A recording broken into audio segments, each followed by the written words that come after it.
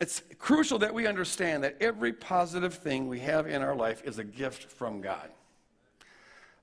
To feel that gift quality, right now, think about some positive things in your life. Random things. Things that maybe you have that other people don't have, or that some other people might not have. So, for example, if you have eyes that work, that's a positive thing.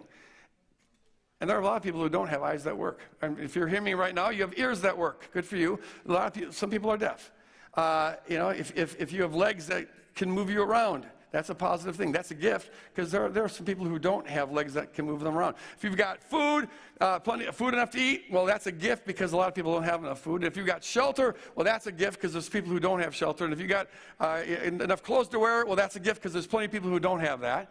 And if you've got some freedoms you enjoy, well, that's a gift, because a lot of people don't have those kind of freedoms. And if you just took another breath, well, that's a gift, because there's probably 300 people in the last second who just didn't take that breath. Their breath ran out. And so it's a gift. Every breath you have is a gift. Every positive thing in your life is a gift. Now ask this question. Why do you have those positive things when others don't? What can explain this? Did you win a contest in some previous life that merited you to have this, as opposed to those who don't have this? And the answer to that question, if you're a Christian, is no, because we don't believe in reincarnation. You didn't win anything, you didn't deserve it, you didn't earn it, nothing, you just got it, which means it's an unmerited gift. Now, maybe you could say, well, look, we just got lucky. I was born in America instead of starving in Calcutta or Haiti or something. And there's a truth to that.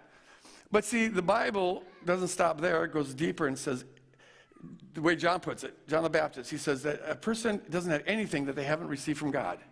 Everything that you've got is ultimately from God. Or James puts it like this: every good and perfect gift comes down from above, coming down from the Father of the heavenly lights, who does not change like shifting shadows.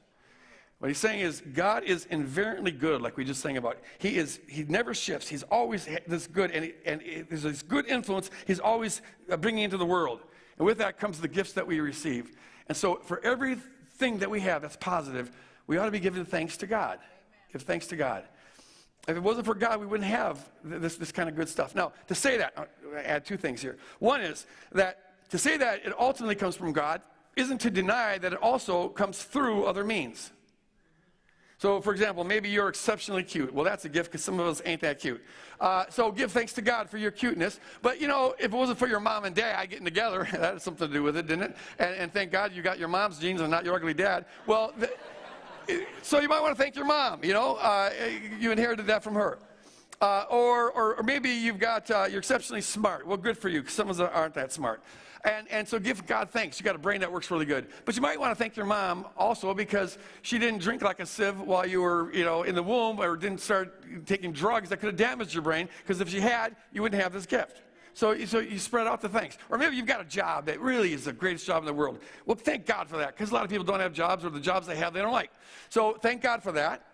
But, you know, you might not have got that job if your boss hadn't given you that stellar recommendation, so you might want to thank your boss. And you wouldn't have been in a position to get that job if you hadn't gone to that really good university that cost so much money that your parents mostly paid for, so you might want to thank your parents.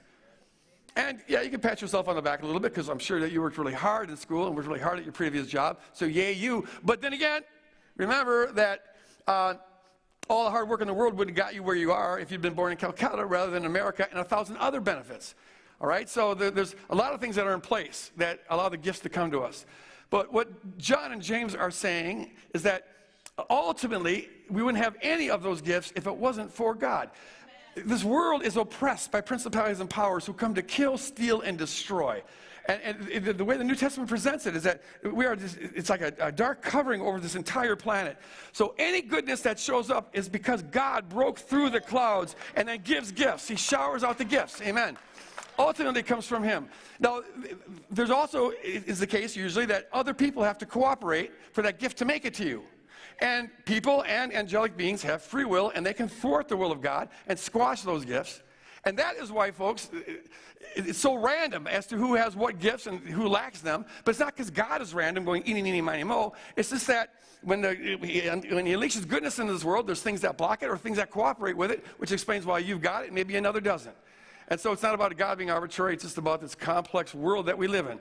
But ultimately, if it wasn't for God and his invariantly good influence operating in this world, we'd be in total darkness all the time. So thank God for every positive thing that you've got. Amen.